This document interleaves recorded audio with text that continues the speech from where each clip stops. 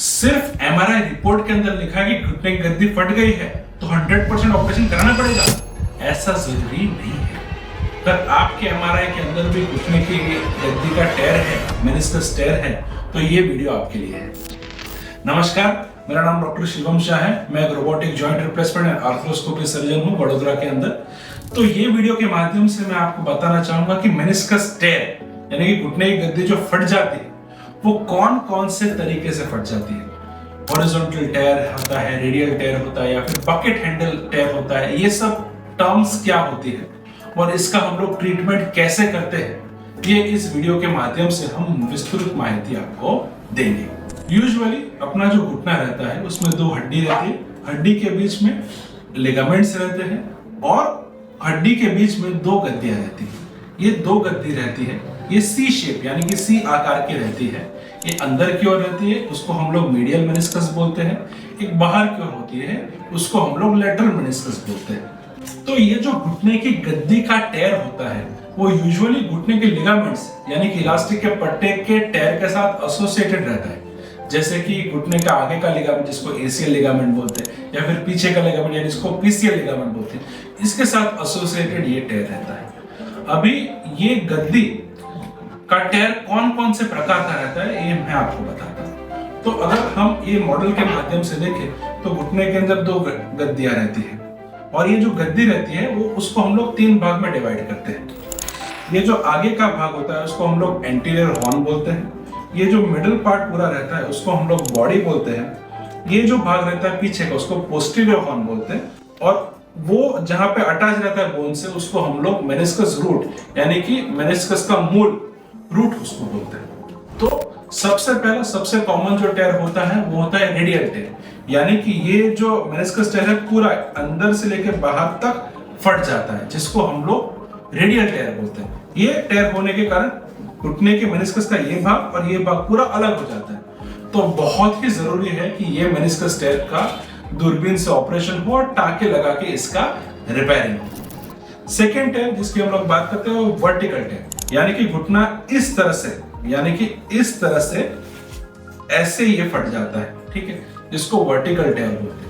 ये वर्टिकल टेयर anterior horn, body या posterior horn कहीं पे भी हो सकता है। जब ये तीनों जोन में होता है यानी कि यहां से लेके पीछे तक पूरा वर्टिकल टेयर है, तब क्या होता है ये मेनिस्कस पूरा फ्लिप होके घुटने के दो हड्डी के बीच में आके फंस जाता है। तो ये बहुत ही बड़ा टेयर हो जाता है जिसको हम लोग बकेट हैंडल टेयर बोलते हैं, यानी कि बकेट का हैंडल जो पूरा इस तरह से रोटेट कर सकता है, इसी तरह से घुटने का पूरा गद्दी फट के जॉइंट के अंदर आ जाता है।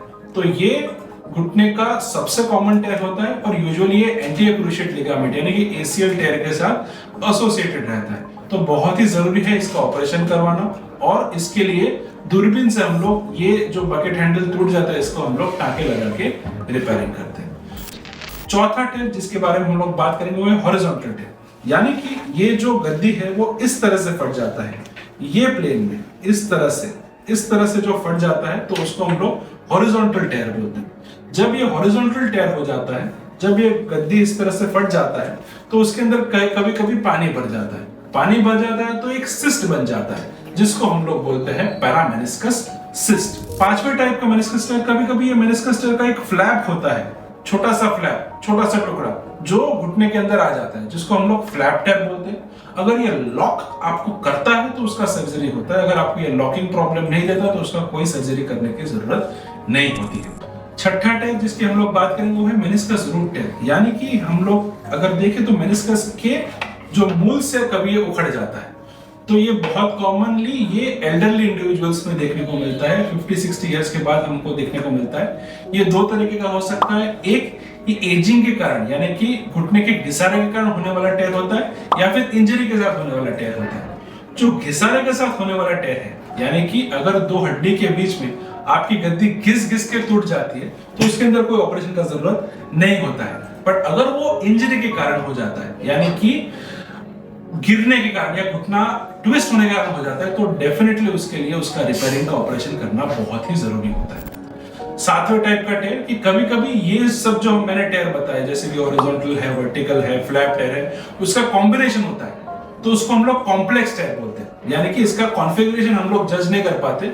हम लोग जब दूरबीन डाल के घुटने के अंदर देखते हैं, उसके बाद उसका एग्जैक्ट कॉन्फ़िगरेशन हम बता सकते हैं, जिसको हम लोग कॉम्प्लेक्स टेयर बोलते हैं।